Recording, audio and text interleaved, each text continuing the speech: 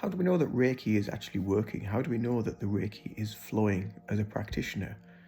This is a question I see quite a lot on social media and various forms that I see across the internet, across social media, basically.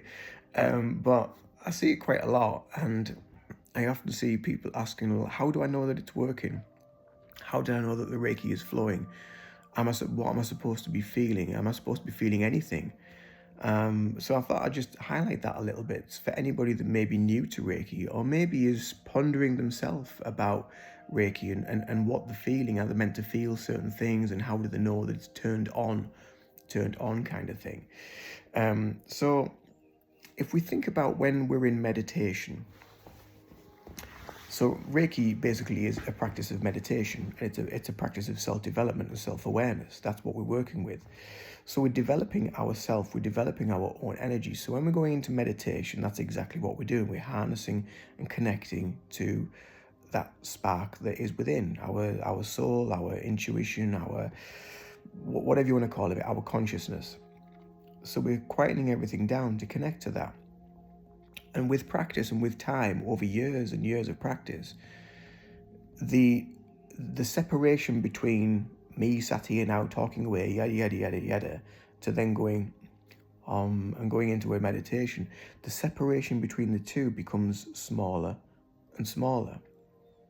So it becomes less definite. You can't define the difference between the two because of your practice, because you're harmonizing yourself and you're working on your own energy.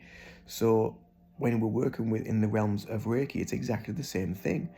As we develop and as we use the mantras, as we use the Reiki principles, and we live by those principles as closely as we can in the Western world, we're harmonizing our energy very much like we do in a meditation practice. So it gets to the point eventually where you go from being the practitioner where you're doing your everyday stuff, this, that, and the other. Oh, I wonder what's for tea tonight, yada, yada, yada. And then you go, oh, right, I'm intending to do Reiki now, right? Okay, I'm going to channel Reiki for this person's highest good, da da da da da. But then the difference between the two gets smaller because of your practice, and over time, you actually just become that awareness, that state, that stillness. So that is kind of like what we're looking for. We're looking for where there's no separation between the two. We're looking for a state of being that is present, that is not flawless, but that is within that energy and that presence and that state of being, that there is no separation between me thinking about what's for tea tonight, watching the TV, oh, that show's really horrific, yada, yada, yada, and then coming into a state of where, right, I need to focus on my centering now, and I need to practice, and I need to quieten the mind. It gets to a point where you have less of that confusion and just become more of a habitual way of being and use it in everyday life. That is how we know when we're starting to get closer to the very purity of Reiki, because we get into the purity of ourself.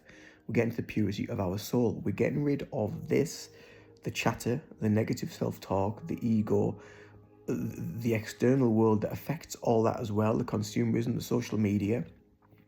And we're connecting more to that deeper state of stillness within. Because that stillness within, your spiritual energy, it's never anywhere. The only reason why you're never always connected to it is because of this.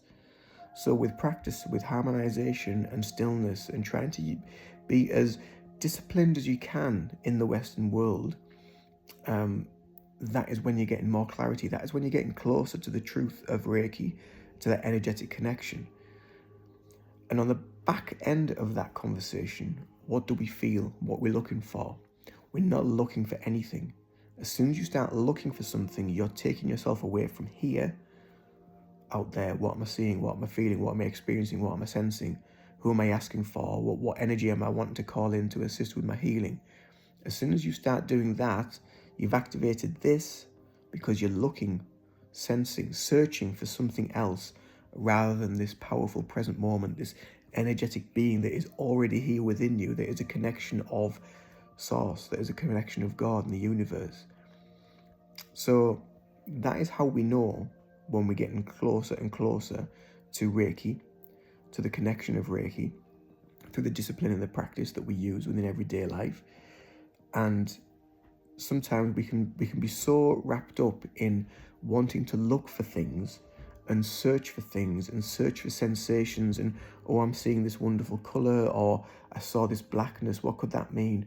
Or I don't know, oh, it could be something really negative.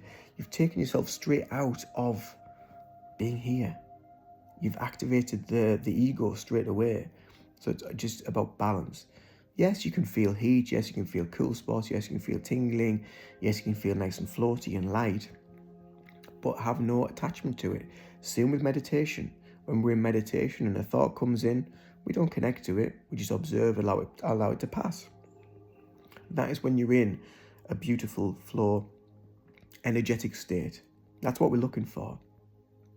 That is the beauty of Reiki. It is just pure stillness in the here and now.